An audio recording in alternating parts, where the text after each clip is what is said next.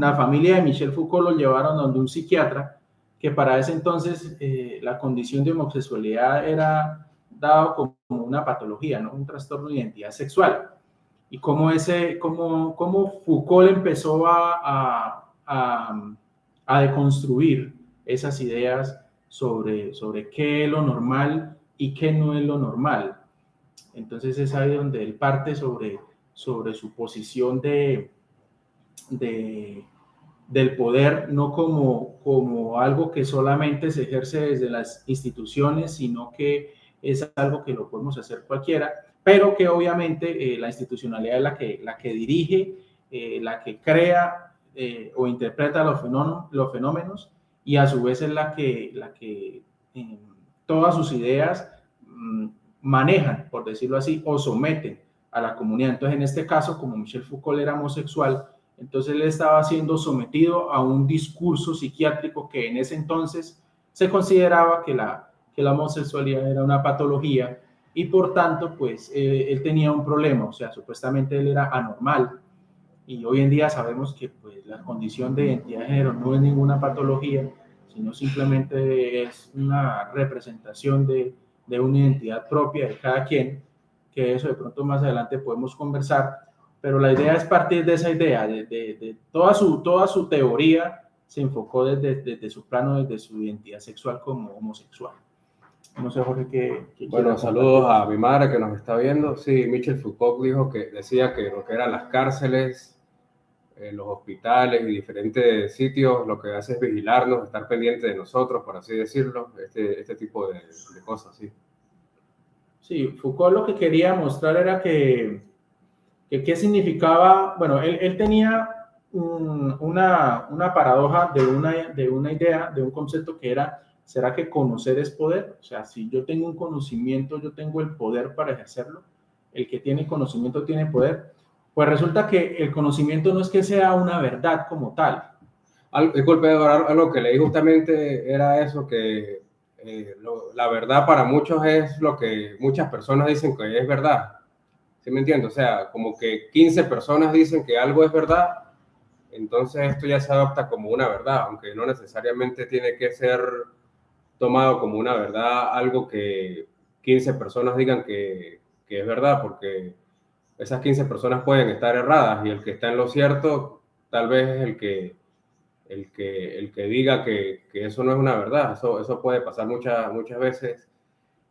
Yo, por ejemplo, en estos días fui a un sitio como a una charla, así, a una inducción sobre algo, y hubo algo que me llamó mucho la atención, que fue que hicieron como un trencito con el 1 y con el 2. Un trencito del 1 y un trencito del 2. Entonces hacían las preguntas sobre determinada cosa. Y los que pensaban que la respuesta era el 1, se iban hacia el 1. Y los que pensaban que la respuesta era el 2, se iban hacia el 2. Y muchas personas, éramos como 18 o 20, algo así, y muchas personas esperaban que la mayoría eligiera el 1 o el 2 para ver si se iban hacia la respuesta del 1 o hacia la respuesta del 2. O sea, porque pensaban que lo que eligiera la mayoría, fuera 1 o fuera 2, era la verdad. Entonces, y hubo otros que sí decidieron por su propia cuenta y no esperaron que la mayoría eligieran el 1 o el 2. Entonces, eso habló mucho Foucault, que lo que muchas personas decían que era la verdad, no sé, X cantidad, 15 fue un número que me vino a la mente, no sé. Entonces eso es tomado como la verdad, que no necesariamente quiere decir que esa sea la verdad. Sí. Y Foucault parte de que la realidad es una construcción social, ¿no? Entonces, desde ahí también empiezan los inicios del construccionismo social, como una epistemología donde se dice que el ser humano no se hace a sí mismo, es decir, nadie nace solo en el sentido de que además de que biológicamente pues necesitamos de un cuidado, pues salimos de nuestra madre, sí, y obviamente pues tenemos unos cuidados físicos. El hecho de que nosotros seamos conscientes de nosotros mismos implica también la interacción con el otro. O sea, yo me llamo Edward, pero fue porque mi mamá o mi papá me nombró Edward, me llamaron Edward, y yo soy consciente de mí mismo, pero fue a través de mis primeros cuidadores que fueron mis padres, y ya después más adelante ya fue mi familia, mis amigos, ya el colegio, ya la sociedad, a otros amigos, otras personas, y es así como nos vamos haciendo socialmente. Entonces, por ejemplo, esa paradoja de Tarzán, el hombre de la selva, eso no existe, porque realmente Tarzán, primero, porque él no hubiera aguantado como un bebé en medio de la selva para el frío, la comida, ¿sí? Empezando por eso. Y vamos a suponer que él sobrevivió, vamos a suponer que de alguna u otra manera él sobrevivió. Él cómo se iba a llamar a sí mismo Tarzán, ¿sí? Si ni siquiera podría, claro, si ni siquiera podría él darse cuenta de sí mismo. O sea, el sí mismo de nosotros no lo hacemos nosotros mismos como tal, sino a través del otro. ¿Sí? El otro es el que me dice, usted se llama tal. Entonces, para empezar, ya estamos siendo sometidos, de cierta manera, a un nombre, a una característica de género. Por eso, más adelante podríamos hablar sobre la identidad de género. Y de ahí para adelante empezamos a construirnos como seres humanos, empezamos a construir nuestra identidad. Ahora, esa identidad, así como se construye, esa misma identidad se va deconstruyendo o se va rehaciendo a pasar del tiempo, ¿no?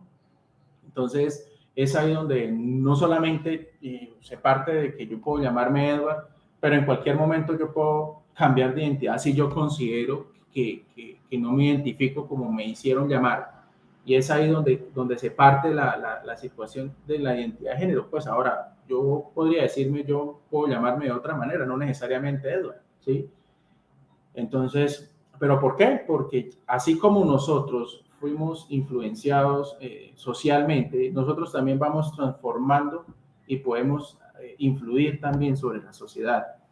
Entonces, Foucault partía de eso. Entonces, no es que exista una verdad absoluta. Entonces, la verdad para Foucault no es que él, su identidad era un trastorno, sino que era un conjunto de grupos de psiquiatras que hablaban y decían, psiquiatras y psicólogos, que hablaban y decían que para la identidad sexual el homosexualismo era un problema. Entonces, para que se hable de problema, tiene que hablarse qué es algo normal. Entonces, la misma sociedad construye qué es lo normal. ¿Qué es algo normal? Entonces, empiezan a hablar de la normalidad y a partir de ahí ya empiezan a decir qué sería lo contrario. Claro. ¿Sí? Hablando sobre eso, Michel Foucault sí habló sobre eso, sobre los sistemas de normalización, que en la sociedad van diciendo qué es lo normal, qué es lo anormal. Entonces, de acuerdo a lo que se diga que es lo normal, lo contrario es lo anormal. Pero ¿qué es en realidad lo normal? ¿O qué es en realidad lo normal? Eso no podríamos saber a ciencia cierta qué es lo verdaderamente normal o qué es lo normal. Eso depende de muchos parámetros que pusieron, sí, o sea, psicólogos, psiquiatras, o no solamente psicólogos y psiquiatras, sino tal vez una persona, un grupo, ya como lo dije, un grupo de personas dijeron, bueno, no sé, lo anormal es tal cosa, lo normal es X o Y cosa, pero en realidad, ¿quién puede decir qué es lo verdaderamente normal o qué es lo verdaderamente anormal? Yo creo que tal vez nadie. Entonces, como para terminar de excluir, porque eso también habló Michel Foucault, que a los que se llamaban anormales, así entre comillas, que eran los indigentes o semi-indigentes o los que tuvieran alguna patología psiquiátrica o X o Y cosa, se rechazaban. Y él en uno de sus libros habló sobre un caso, no me acuerdo de qué año, 1800 y pico, de justamente un muchacho o una señora, no sé, que fue catalogada como anormal. Usted leyó sobre eso, una señora que fue catalogada, un señor que fue catalogado como anormal y la forma como lo reprimieron, como lo trataron en esa época fue realmente muy fuerte, sí, ese tipo de trato para ese tipo de personas en aquella época.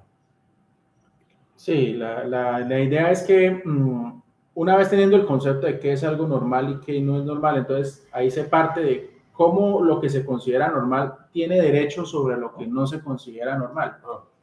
Entonces, como hablaba el compañero Jorge, la idea es que si una persona es ingresada a un hospital psiquiátrico o a una cárcel, es porque se le va a emitir un juicio a él considerándose como una verdad que supuestamente implica cometió un delito, por ejemplo, en el caso de la justicia, es eso, se crean las leyes, esas leyes se crean a través de un poder que se llama el poder legislativo, consideran que es un delito, que no es un delito, y a su vez de qué manera puede ser castigado, cómo puede ser, por decirlo así, sometido frente a la falta de esa situación penal. Y una vez pues la persona cumple esos parámetros, pues es sometida pues, a esos criterios de la justicia. Entonces, la situación no implica decir que si realmente eso es justo o no es justo, sino qué poder o de qué manera nosotros estamos siendo sometidos o estamos siendo, de hecho, normalizados. Nosotros tenemos también que revisarnos hasta qué punto lo que nosotros hacemos, lo hacemos, pero por un discurso social. Por ejemplo, estamos vestidos. Si yo, por ejemplo, no estaría vestido, estaría desnudo, lo primero que probablemente me dirían que yo